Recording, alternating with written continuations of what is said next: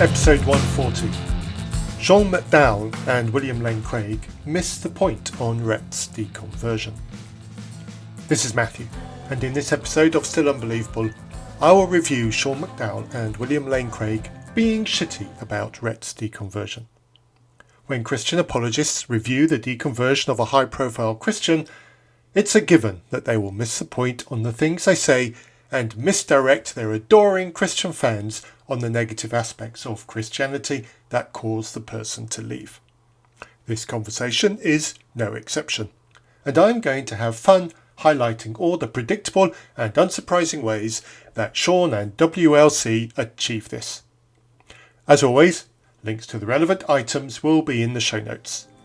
Starting with link 1 taking you to the Sean McDowell interview with William Lane Craig, and link 2 going to the Alex O'Connor interview with Rhett. I find it very interesting that Sean does not provide a link to Alex's show in his YouTube notes. What is he afraid of?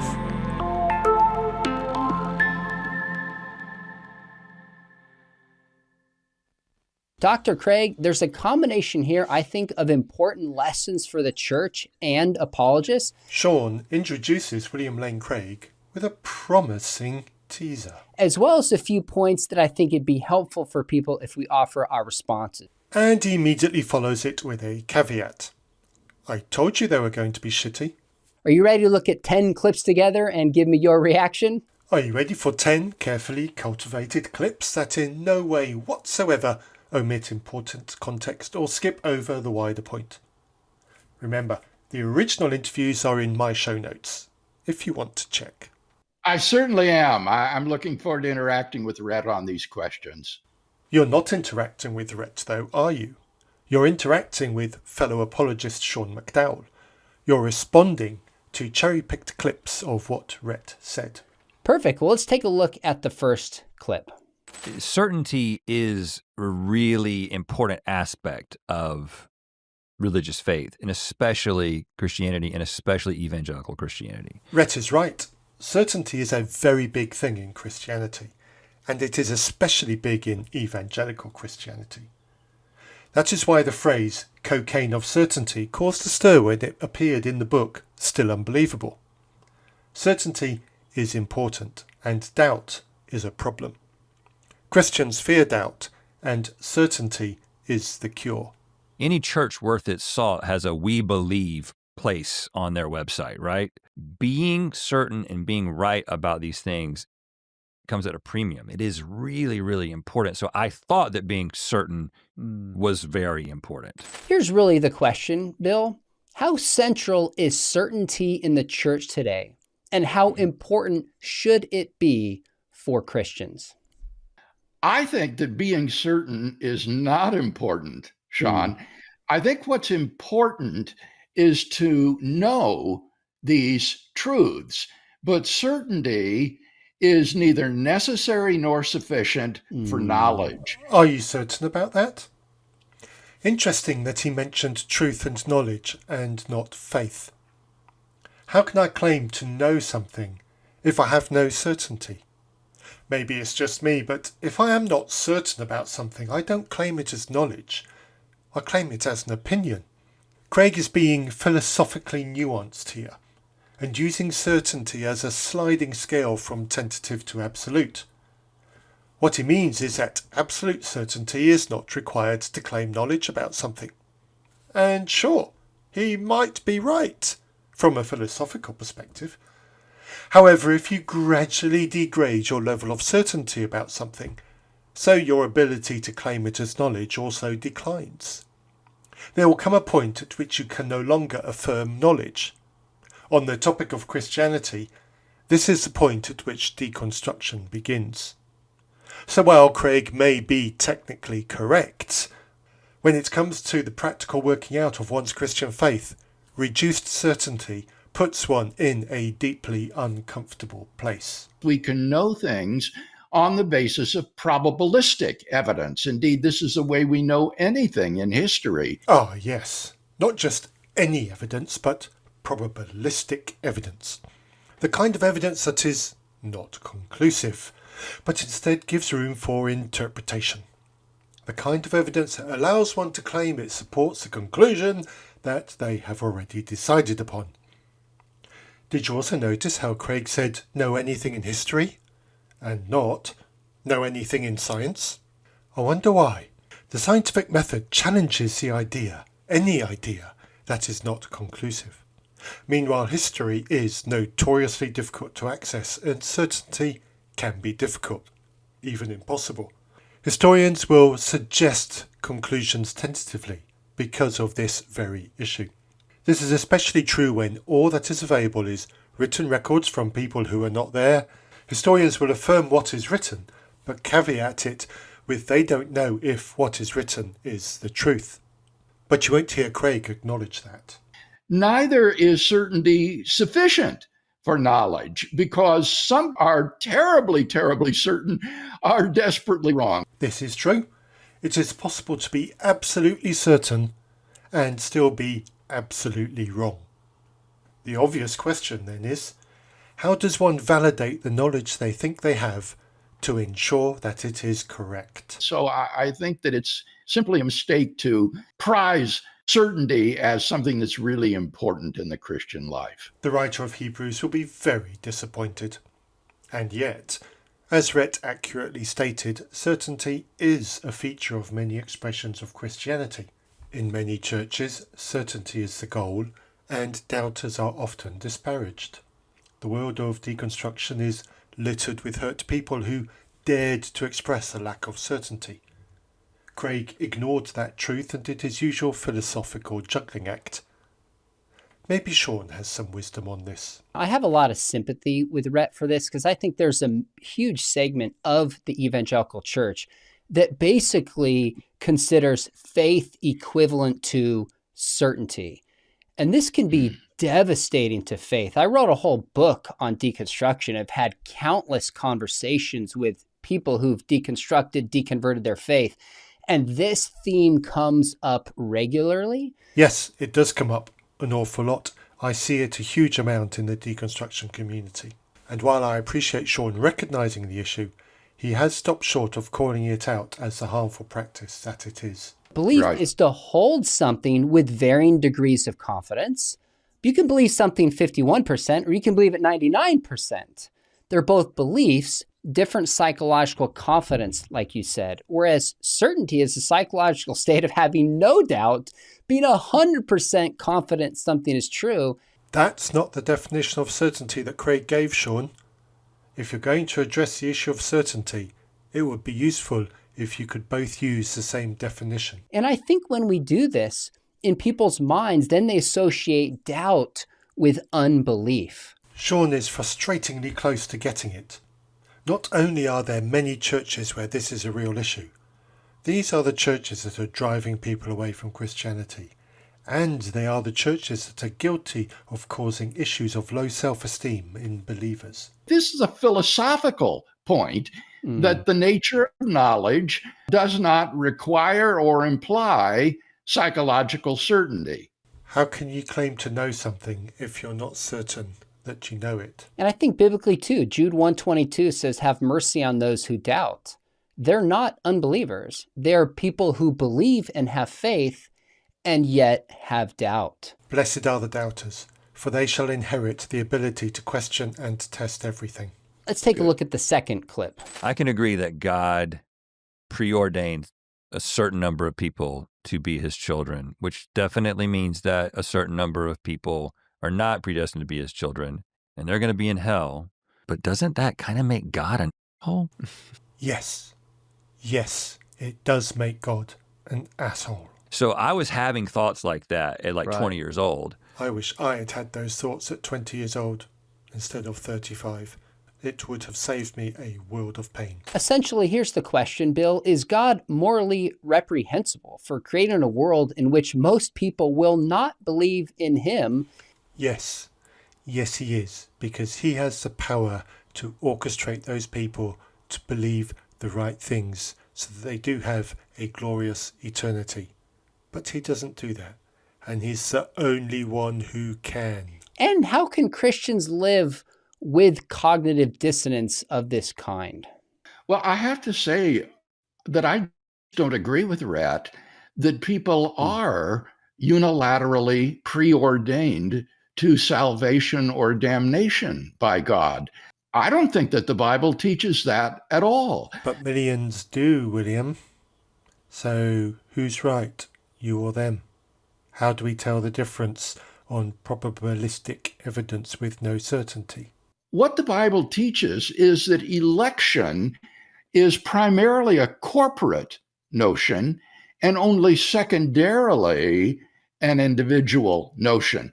So, for example, in the Old Testament, the object of God's election was not individual persons, it was a people.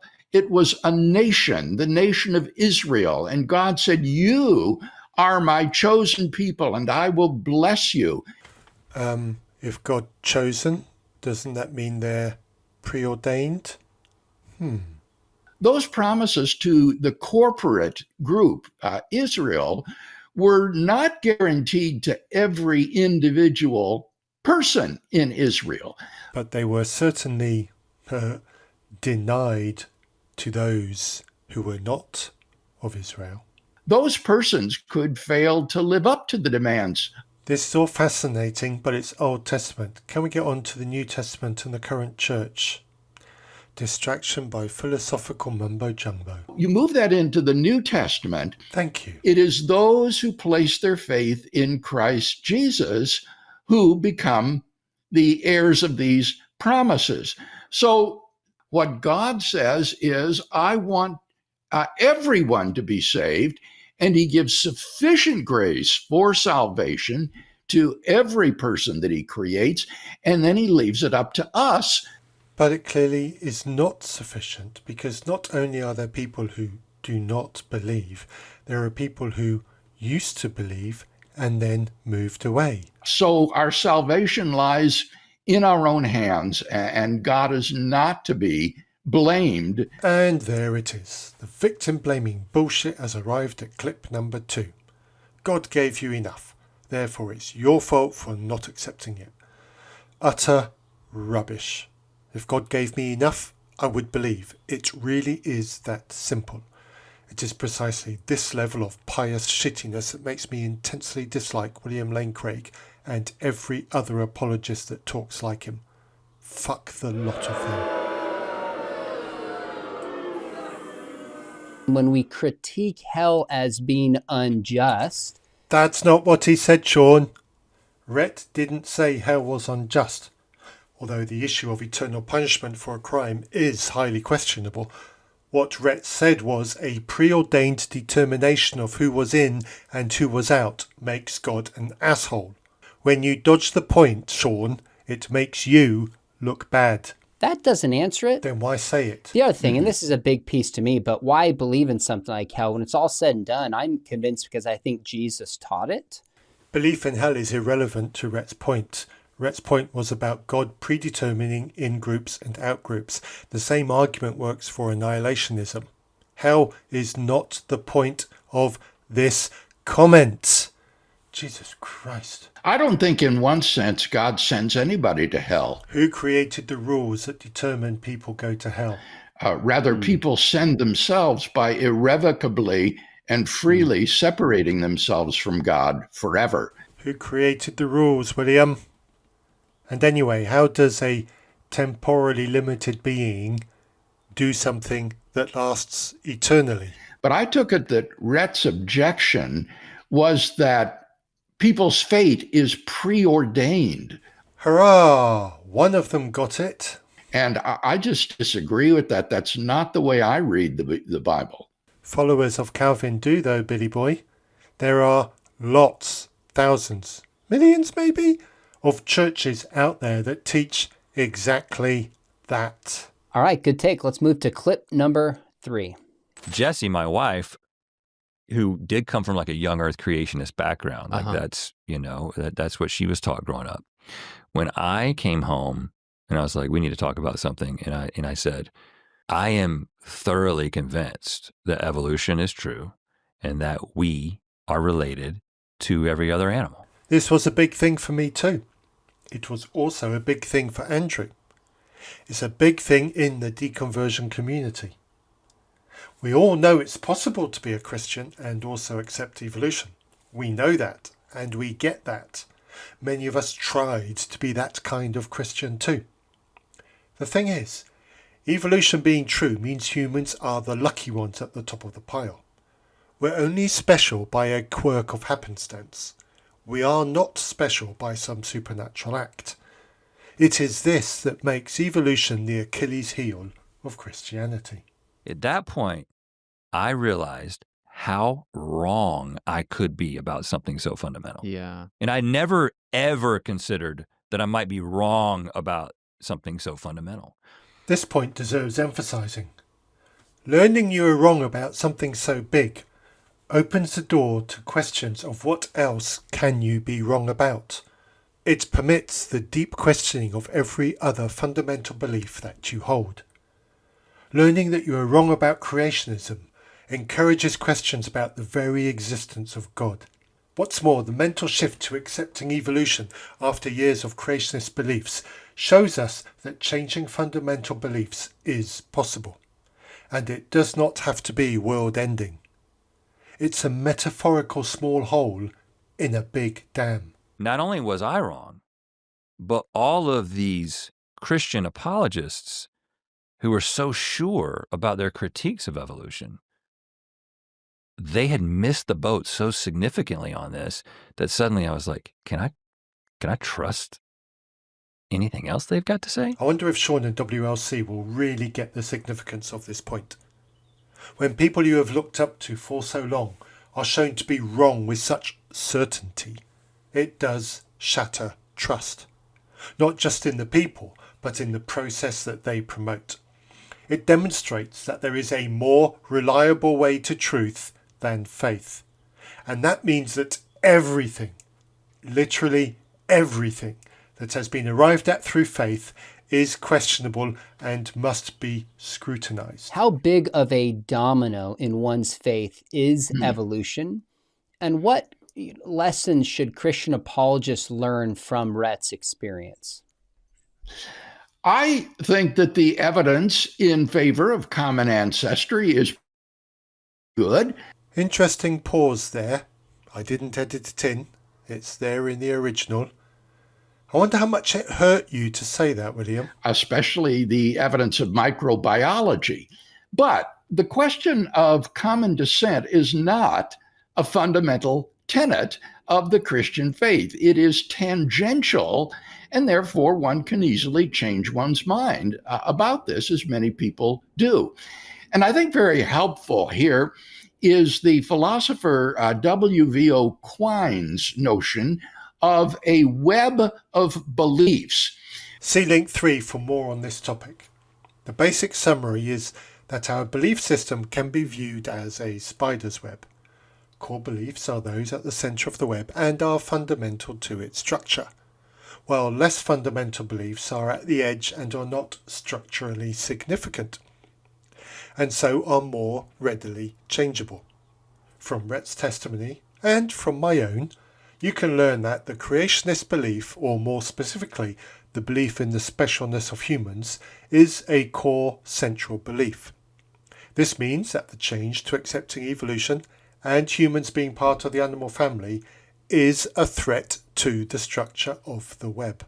My point is that your views about common ancestry are in no way part of the core of one's beliefs. It's tangential and therefore easily changed. Did you notice how Craig can't say evolution? He has to say common ancestry. So when he says that one's views about common ancestry can change, is he referring to evolution or some form of intelligent design? It's not clear, and this flip-flop of terminology does not add clarity. It obfuscates. Now, I think the difficulty is that certain young Earth creationists, like apparently Rhett himself at one time, have a distorted understanding of the web of beliefs. Or it is the great WLC who has a distorted view of how the conflict with evolution is so heavily taught in certain churches and denominations. They think that right at the center of the web is belief in special young earth creationism. And therefore, if that's given up, it has enormous repercussions throughout the web of belief. Christianity teaches that humanity is special, and evolution undermines that theology. This is where the problem of evolution lies. It's not just a creationism problem, it's a Christianity problem. It's disappointing, but not surprising, that Craig won't acknowledge this. Atheism is not built upon the theory of evolution. Correct, it's not. Christianity is not built upon the foundation of special creationism.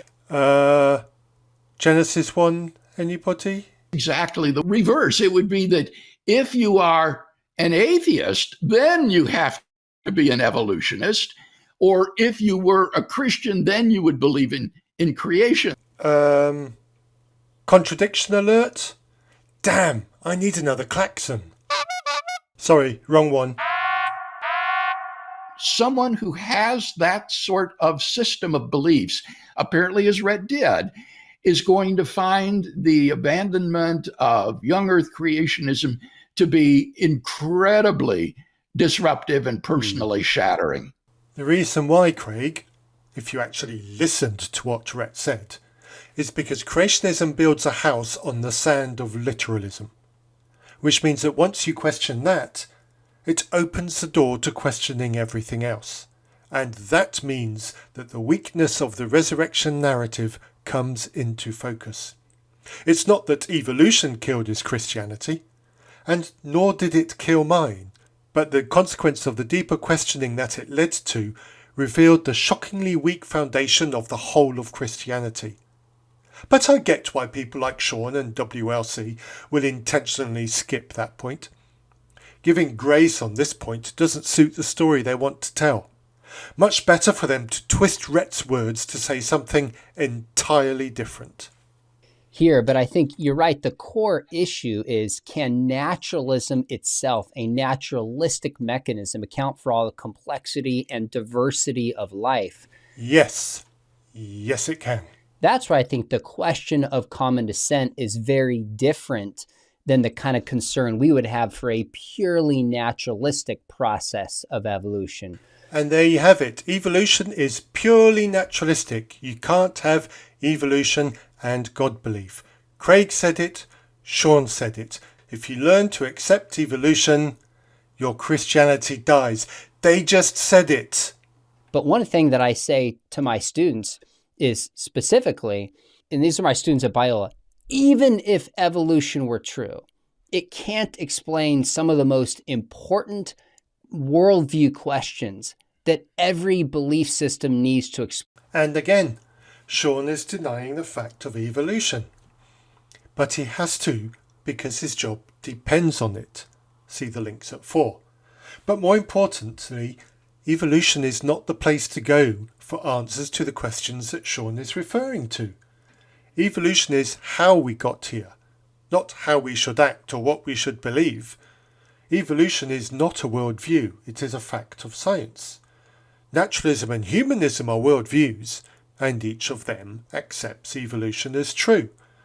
I'd have thought that a university lecturer would know this, and would make an effort to be clear on this. It's dumb statements like this from someone who ought to know better that gives Christianity a bad name. Let's move to clip number 4. There was zero curiosity Right. about whether or not I might be wrong. Yeah. You know, that wasn't even up for debate. There was full confidence and no curiosity. Mm-hmm. And I am in a very, a very different place. I think those two things have reversed at this point in my life. Right. Very low That's confidence great to in see. my perspective and high curiosity for all of this stuff. Oh man, I love this point. Rhett, if you ever hear this, please get in touch. I'd love a chat. I resonate so much with this point. I get it. Christianity discourages curiosity because everything outside of Christianity is the world.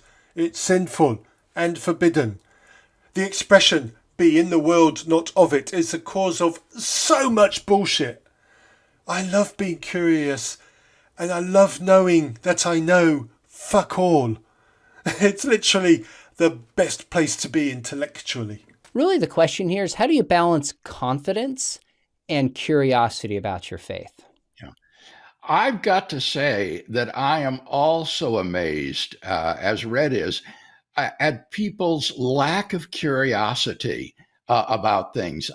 Some people have no interest at all in how the universe began. That wasn't what Rhett said, though, was it, William? He said, curious about how they might be wrong. Or moral values and duties, or the reality of the soul. Yes, Bill, we get that you're confident that you're right about those things, but are you at all curious about whether or not you might be wrong? That was the point, and you're proving it. And so I find among unbelievers a great deal of incuriosity about these important things. Wow. WLC really did try to flip this one round and make it about the unbeliever. He is so confident in his faith and so incurious about whether or not he might be wrong that he has completely missed the point. Again. Let's move on to the next clip. Well, why would the disciples die for a lie? Mm-hmm. And then when I really looked into that, and then I found that, well, I don't think I can actually historically defend that anyone died for something that they knew to be a lie. Like, I think that this can be explained by them being deceived, right? They could just be wrong about what they saw or their perspective. Is it reasonable that the disciples were simply wrong for what they claimed to have seen about the risen Jesus? Could they have been deceived and then, willing to die for something that was false? I was surprised at what Rhett said here. No one died, he says, for what they knew to be a lie. Well, that's exactly the point. Well, technically, the point is that you can be prepared to die for something that is wrong without knowing that it is wrong. You can firmly believe something that is not true. They died or were willing to die for what they believed to be the truth. No one would die for what he knew to be a lie. I know you get it, dear listener, and I know Craig will never listen to this, but this expelling of unnecessary hot air over the distinction between believing something that's not true and knowing something that is a lie is perfect for putting me in a bad mood. So what that implies is that the disciples were either deceivers or deceived. Well, deceivers would mean they died for a lie, wouldn't it? So... Now, if they weren't deceivers, then what hypothesis would appeal to their being sincerely mistaken about Jesus' resurrection? It means that someone made shit up. My preferred explanation, which will be alluded to later, is that the stories grew and evolved over time. This is seen in the Gospels, as each later Gospel is more dramatic than the previous, and also seen in the stories of how the apostles allegedly died. These are all accounts written many decades, even centuries later, by people who could not possibly have known. Well, it's pretty hard to think of one, Sean. How very incurious. The only ones I can think of would be the wrong tomb hypothesis, or it would be the hallucination hypothesis. Really? Are those really the only possible ideas that you are able to consider? Curious. The problem is, even if the disciples were deceived, you still have the conversion of James, you still have the conversion of Paul, and the evidence for the empty tomb that are all going to require some explanation. Evolved narrative that progressed over time. That's where the disciples being deceived alone is not going to get us there. You're right, it won't, Sean. But maybe if you actually address the point that Rhett brought up, we might get onto something worth talking about. But instead, you've dodged that and gone on to your own preferred pet apologetics talking point. All right, the next clip. It began to dawn on me that I don't know exactly what happened. And this is the biggest sticking point of them all. We do not know what really happened. Written biography in those days was not the meticulous fact-checked process that it is today. But apologists ignore that and treat the gospel accounts as though they are unquestionably accurate. They are not, and it is a mistake to treat them that way. When you are overconfident about what the Gospels say and incurious about how you might be wrong, then you are destined to come to incorrect conclusions and never know it. I don't know. But what seems to be pretty clear to me is that it's almost certain that there's some explanation for how it all started that isn't that he actually raised from the dead. In my compulsion to believe that he raised from the dead, it is a religious position. It is a faith position. It's not an historically defensible position to the degree that these Christian apologists make it out to be. Is there good reason to doubt the crucifixion and burial of Jesus? Yes! I was really surprised here that Rhett would call into question what happened to the body of Jesus. Overconfident and incurious. The evidence that the vast majority of New Testament historians find corpse was in fact interred in a tomb by a member of the Jewish Sanhedrin named Joseph of Arimathea. And the question I'd like to ask Rhett is, where is your curiosity? Well, that's a little bit ironic. He says that he's almost certain that there is an explanation of how it all started that does not involve Jesus' resurrection. There is. Several, in fact. Now, this is just amazing to me. He said that the more curious he is, the less confident he is. And yet here he says he is almost certain that Jesus did not rise. Now, that betokens an incredible lack of curiosity on Rhett's part. Oh, for fuck's sake. This is straight out of the Greg Koukl playbook. The more curious Rhett became about how he might be wrong in his confidence in the biblical accounts, the less certain he became in its truth. This is my journey too, but in his high and mighty incurious confidence, WLC fails to grasp the point. Again. Virtually all skeptical scholars today say that they have no idea how this movement got started. There is no naturalistic explanation. Oh dear, oh dear. This is Craig shooting himself in the foot. For someone who is allegedly a meticulous and well-researched philosopher, this is a serious oversight. He's either deceived by the lie that there are no secular explanations, or he's deceiving his loyal followers so that they can be confident. Good job they too are incurious. Otherwise they might find out the truth. That is accepted by a significant number of scholars. Curious technicality. I suspect he means by Christian scholars, because we all know that they would not accept any secular naturalistic explanation. But that is cherry-picking at its very worst. How does he explain this lack of curiosity on his part? I don't think this confidence comes from the evidence. Says the man who literally only a few minutes ago gave good confidence for his belief in Christianity being true based on ignoring evidence. Bloody hell. All right, let's look at the next clip. I'm pretty sure that there is a development as the Gospels go on about the description of the tomb. So like in Mark's Gospel, presumably, I think it just says that Jesus is put in a tomb. In Matthew's Gospel, it becomes a new tomb. And then I think by Luke, it's a new tomb in which no one had been laid. Or maybe that's John. I can't remember the details, but there's things that you wouldn't notice that I'd never come across this idea before. If the empty tomb is an important apologetic to Jesus' resurrection, well, we know that the tomb was empty.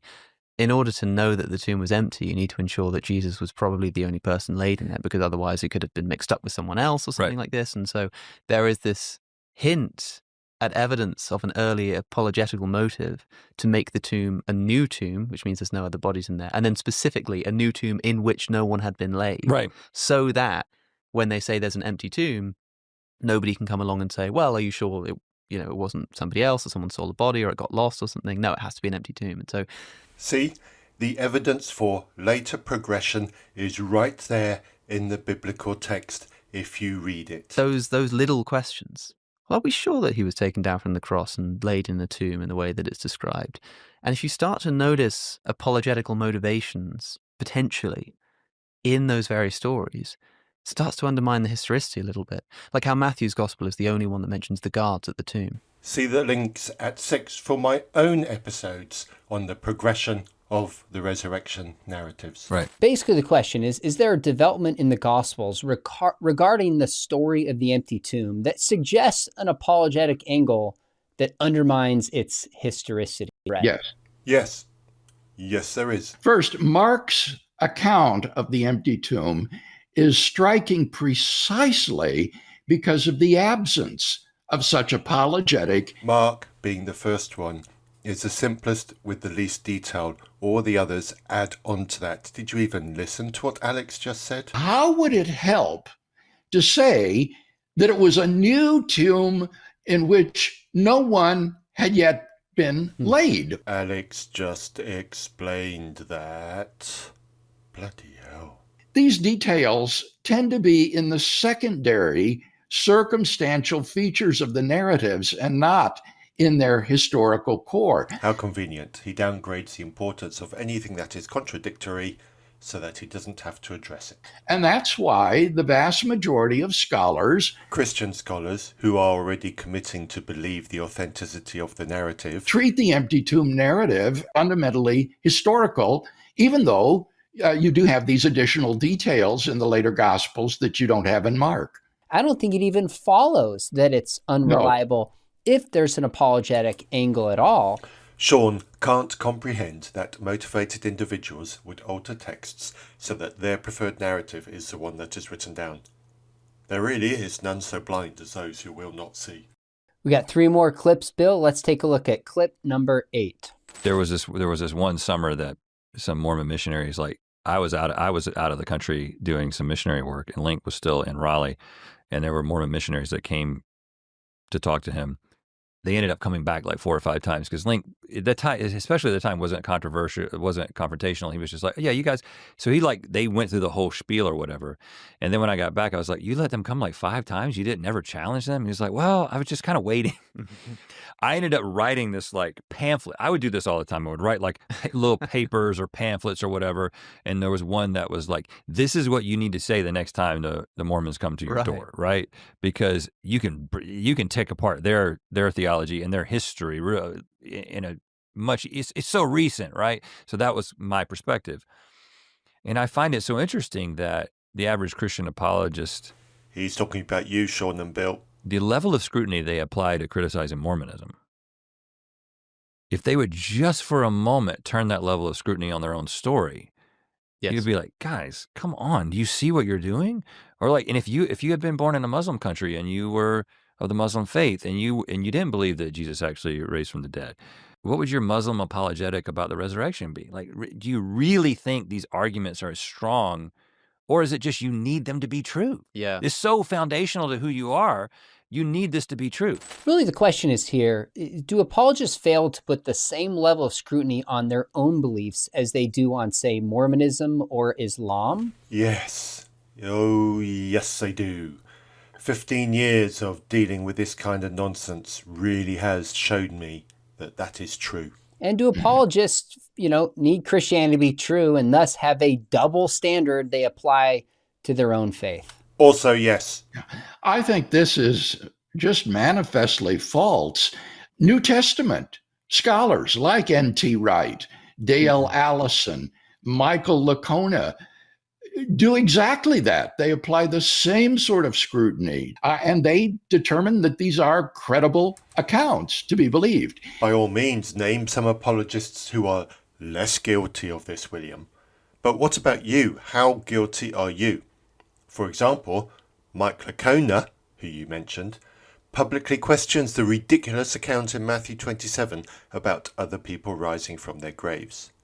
But Craig endorses it as true, because he has trapped himself into a place where he has to. He also asks, if you were a Muslim, what would be your apologetic against Jesus' resurrection? Well, We know the answer to that question because there are so many Muslims. A popular level Muslim will typically say that Jesus never really died, that he was never crucified and therefore never buried. Thanks for proving the point, Craig. A Muslim takes that view because that is what they are taught in Muslim school. You recite your take on the events because that is standard in Christian school. That is exactly the point, and you have enthusiastically charged right into the accidental trap that has been set for you. Bravo. You know, Bill, I think it's certainly true that some apologists do this. Careful, Sean. It's nice that you're honest, and I do like that generally you are actually one of the more honest ones, but careful, you might admit to doing it yourself. When I was doing my work on the apostles, I distinctly remember Mike Lacona said to me, he goes, okay, Sean, you've got to be critical. Ask yourself, would a Muslim scholar or an atheist scholar accept this? Great question, and a great attitude from Mike Lacona. If those who have a different worldview to yourself don't accept your conclusion, then that should be taken as a sign that your process may need to be evaluated to ensure that it is sound. This is why an independent methodology for testing is always a good idea. Clip number 9. We're sitting here having this conversation in the context of 2025, where we have access to all this scholarship. And all this scholarship and all these discussions about these issues are such a recent phenomenon. You believe that Jesus rose from the dead if you're a Christian, probably because your parents told you. Like 90% because your parents told you. And my teachers and missionaries I grew up with, and literally every single white adult that I grew up with. When I look back, it's actually really sad. And then you got into a movement where it's continually confirmed by people who come in and they say some smart stuff about it, and this is why you can trust it. So even if it did happen, it doesn't feel like a really penetrating investigation into the historical circumstances is what's going to make it click and be like, oh, it did happen. I looked under the last rock of history and I found the resurrection. Like, it doesn't seem like God intended for that to be the way. If That's right. This is clearly this is a revelation. Yeah, the facts are not there for Mr. Average to find. It requires somebody already committed to the belief to tell us what to believe. This is a secret. This is like God's secret information that you can choose to believe, and then your life is transformed. I'm like, well, I still think I think this is a psychological phenomenon. I just find it so interesting the way that some of these apologists go so hard on trying to prove it. He's talking about you again, Sean and William. Right. So this question really is about whether or not people are encouraged to undergo an extensive investigation of Christianity with tools that are only recently available. And does apologetics actually change anybody's mind? He says it's not as though people come to faith through historical investigation. And I think that's absolutely true. Most people who believe in Christ do so because they've had a personal experience of the risen Lord. Exactly how would someone know that, William? How does one validate that the experience they have had is of your God and not due to something else? And there's nothing at all irrational about that. Unless, of course, you're attributing it to a God that you already believe exists and not actually doing due diligence to check if it belongs to something else. Then Rhett asks, why do some apologists go so hard trying to prove this? He's talking about you and Sean again, William. I think the answer is because they love people. They mislead them into believing bullshit because they love them? Okay. And want them to come to know the joy of knowing Christ. My earlier question still stands.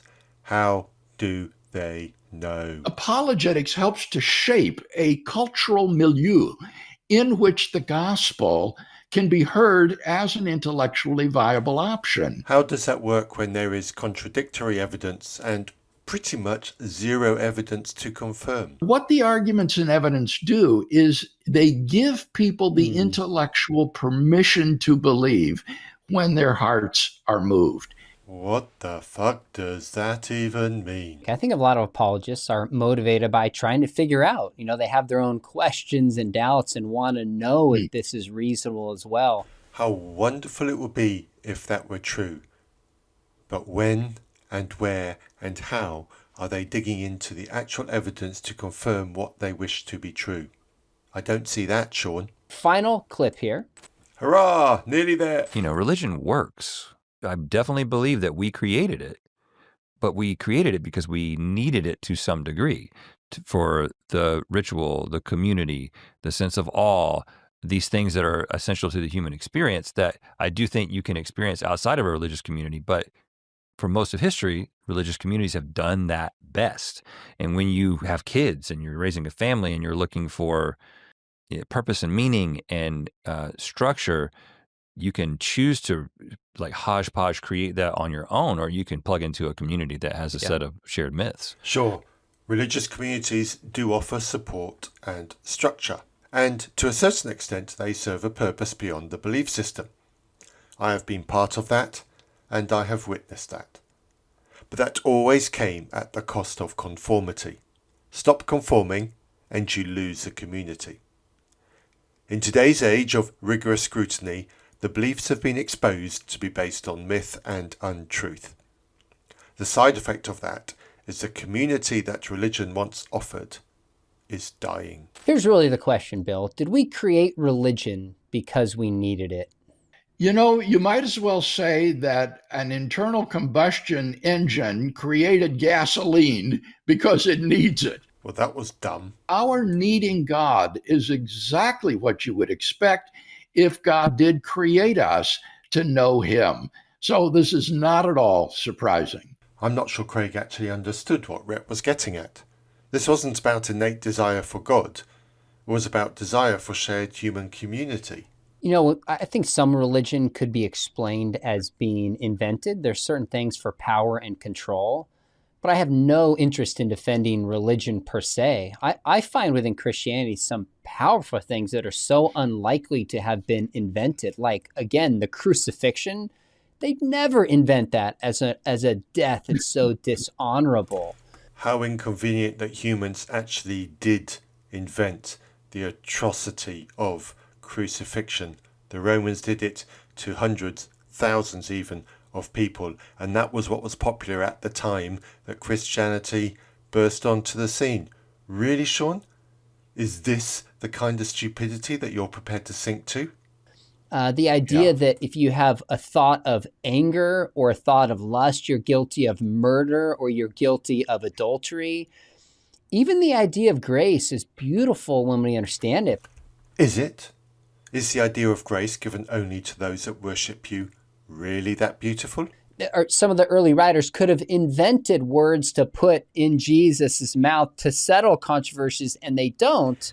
Instead, they created them, like those things that Paul supposedly said about women.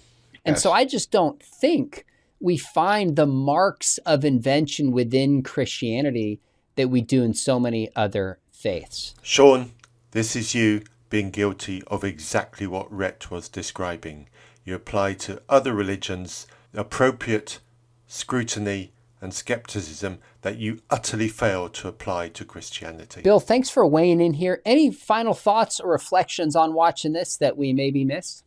I found Rhett to be a very amiable and likable fellow. And honestly, my heart just breaks for him, Sean, when I see how he's rejected Christian faith so unnecessarily based upon a distorted web of Christian beliefs, and so incurious about things like resurrection of Jesus. I hope that maybe as a result of our interview today, if he watches it, that he might be provoked to look into some of these things more deeply and to ask himself if it really could be true. Wow. The great William Lane Craig is so blinkered that he can't see the irony and hypocrisy in the words he has just vomited out. Rhett arrived at his position because he became curious by the things he saw, and after challenging his belief, he found them wanting. Craig is so blind to that he actually thinks he's the curious one and that Rhett is the incurious. It's so sad that I actually pity Craig at this point.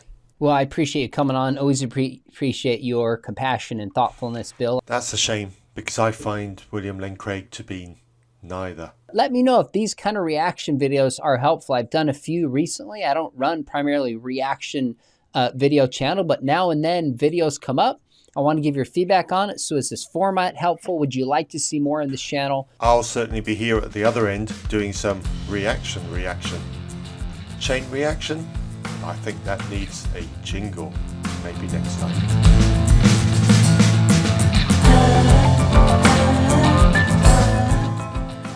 You have been listening to a podcast from Reason Press. Do you have any thoughts on what you've just heard? Do you have a topic that you would like us to cover? Please send all feedback to reasonpress@gmail.com. You might even appear on an episode. Our theme music was written for us by Holly. To hear more of her music, see the links in our show notes.